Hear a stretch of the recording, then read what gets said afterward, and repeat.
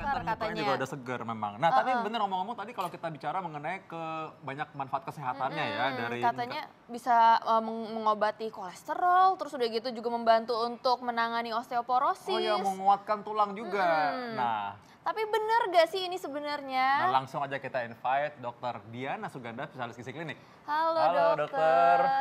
Dok, ini kita lagi asik ngomongin soal bandeng. Nah, ini banyak masyarakat yang bertanya mengenai ini. Coba dokter Sila tadi udah nanya mengenai tadi apa lagi? Iya, tadi tuh katanya nih ya dok ya, ini ikan bandeng ini mencegah terjadinya penyakit koroner, jantung koroner pada tubuh. Ini fakta atau mitos nih dok? Percaya apa enggak, ternyata bandeng ini adalah fakta. Yes, ya benar Dr. Victor ya. Karena ternyata gini, kandungan dari bandeng sendiri ya, ikan bandeng terutama yang segar ya, itu mengandung tinggi sekali omega 3. Ya omega 3 seperti kita ketahui, ya kan bagian dari PUFA atau asam lemak ya. Asam lemak yang sangat berguna bagi apa? Antiinflamasi, ya kan anti peradangan, terus berhubungan juga dengan pembuluh darah.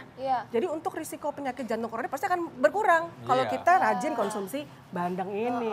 Berarti ini masyarakat penasaran nih dok, ini berarti katanya bisa menurunkan kadar kolesterol juga nih dalam tubuh. Itu fakta atau mitos? Wah, ini sejalan nih, sejalan, iya. Jadi ini juga sebenarnya adalah fakta. Ya, sebenarnya adalah fakta pemirsa. Saya bahas dulu untuk per satu sajian si bandeng sendiri. Ya, takaran kita biasanya per 100 gram. Per 100 gram itu kira-kira kalau udah satu besar gini hampir 250. Oh, itu ya, berarti hampir 250 gram. Sebentar ya, ini ya. Nah, kita angkat ya. Kira-kira satu gini hampir seperempat kilo. Soalnya itu ada ini ya, ini basah nanti ya, ini aja. Ini basah. Ya. Nah, jadi kalau 100 gramnya itu kira-kira segini. Ya, kira-kira segini 100 segini gramnya. Iya, jadi kan biasa bandeng kalau kita yang besar gini kan kita bisa potong 3 tuh. Ya kan? Nah, kira-kira segini deh. Per 100 gram. Nah, per 100 gram gini, emang yang namanya semua bahan dari hewani pasti mengandung kolesterol.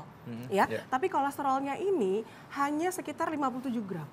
Jadi 57 miligram. Jadi masih aman lah untuk kita konsumsi sehari-hari. Cuman sayangnya biasanya bandeng itu diapain? Digoreng. Nah, digoreng seperti ini. Ini yang membuat jadi ya tadinya lemaknya baik, ya menjadi lebih jenuh. Iya, karena ada minyak yang tergoreng ada minyak lagi, seperti itu. Padahal kalau misalnya kita masak dengan cara lain, mungkin seperti ini ya. Ini kan dipepes. Ya, kan? nih, jadi tidak nambah minyak lagi. Ya, ini kalau dipepes kayak gini ya. Bisa dipepes, bisa dipindang, kayak gitu kan, itu lebih bagus. Boleh. Tapi untuk menurunkan kolesterol juga bisa. Karena tadi omega 3-nya tinggi. Betul, dan minimal selanjutnya dianjurkan tuh 2 kali seminggu minimal konsumsi ikan laut dalam. Boleh. Nah, jadi kalau itulah penting banget tadi ya. Ini kenapa nih? Ya, balikin lagi ya. Oke, udah. Nah, bicara mengenai ikan bandeng ini juga. Ikan bandeng ini dipercaya dapat mengurangi risiko tekanan darah tinggi, mitos atau fakta? Ngomong soal hipertensi nih. Hipertensi, ini juga sebenarnya adalah fakta. Wow, hebat banget ya. Biasa kita berhubungan dengan hipertensi dengan sesuatu yang namanya garam atau sodium. Ya. Nah, istimewanya si bandeng ini dia tidak hanya bisa hidup di laut dalam. Dia bisa melipir-lipir pada saat dia mau bertelur, dia ke pinggir tuh. Makanya kadang dia bisa di air payau. Sehingga pada saat kita makan pun tidak terlalu asin seperti ikan laut dalam. Sehingga memang kadar untuk natriumnya memang lebih rendah. Jadi tidak terlalu, kan kadang kalau ikan laut dalam kan kita tanpa bumbu pun rasanya asin sekali. Karena kandungan natriumnya yang tinggi. Nah ini karena dia bisa hidup di air payau ya, yang bisa campur sama darat, jadi tidak terlalu asin. Jadi sebenarnya untuk alternatif pasien-pasien dengan hipertensi boleh konsumsi. Boleh nih ya. Dan apalagi kalau biasa dibilang ikan laut dalam itu kan sarden, makarel, mungkin kadang-kadang nggak semua orang suka gitu. Tapi kalau bandeng ini kayaknya sebagian besar orang Indonesia cocok lidahnya nih kayaknya ya. Betul. Ya, jadi walaupun bukan ikan laut dalam, dia juga punya efek seperti itu ya. Oke, menarik banget nih. Ini katanya nih dok, ini konsumsi bandeng secara teratur akan meningkatkan kerja ginjal dok. Ini fakta atau mitos, tapi jangan dijawab dulu dok. Oke, kita tunda dulu ya. Saat lagi, jangan kemana-mana, tetap di Ayo Hidup Sehat.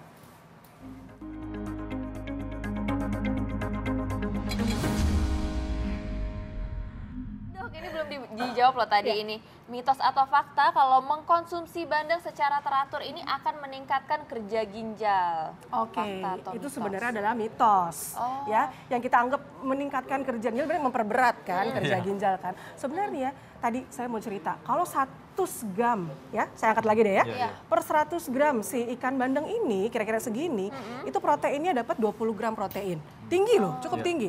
Itu hampir mencukupi 1/3 kebutuhan protein kita. Kalau wanita kira-kira butuh 60 gram protein, cukup tinggi.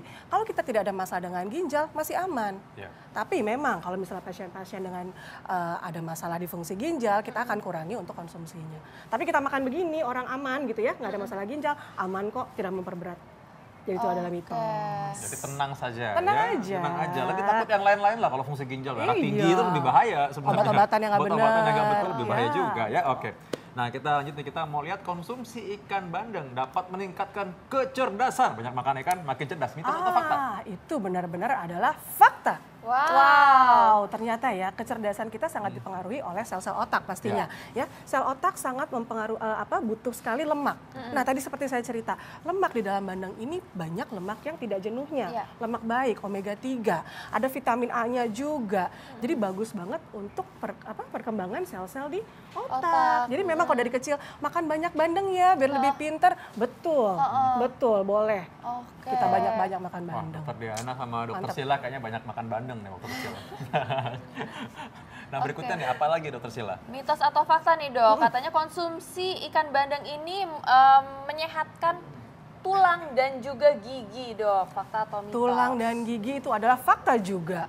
Nah salah satu keistimewaan dari bandeng juga, tinggi sekali akan kalsium, ya, fosfor juga tinggi, pokoknya mineralnya dia tinggi. Mineral itu kan sebenarnya trace element, jadi dibutuhkan tubuh dalam jumlah yang sebenarnya sangat kecil. Ya, tapi dengan kita konsumsi, nah tubuh bisa berfungsi dengan baik. Salah satunya sih tadi kalsium tinggi, kemudian apalagi kalau kita bisa makan tulangnya atau durinya. Itu dia. Tapi itu masalahnya, ya kalau kita masak seperti ini aja itu pasti susah ya, karena memang jenis tulang dari bandeng ini adalah berupa duri yang menancap kecil-kecil ke dagingnya, sehingga susah untuk diambil. Beda sama jenis ikan yang lain. Nah caranya berarti kita harus presto tadi, sehingga tulangnya lebih hancur kan durinya, dan durinya bisa kita makan, sehingga kalsiumnya bisa kita asup. Ini masyarakat penasaran nih dok, ini katanya nutrisinya terjaga gak nih dok kalau misalnya di presto?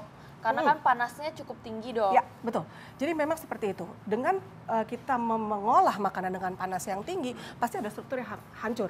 Ya seperti protein pasti akan lebih rusak dibanding dengan suhu yang biasa. Tapi daripada kalau saya bilang sih masih bolehlah sekali-kali untuk alternatif. Ya kan mendingan di presto daripada digoreng. Kalau goreng selain nanti proteinnya rusak, masuk minyak yang jenuhnya juga lebih banyak. Baik yang bervariasi ya. Presto atau memang dipepes juga lebih bagus ya, lebih baik. Oke, kita masih punya beragam informasi lain, tapi terima kasih ya Dokter Diana udah memberikan informasi mengenai bandeng.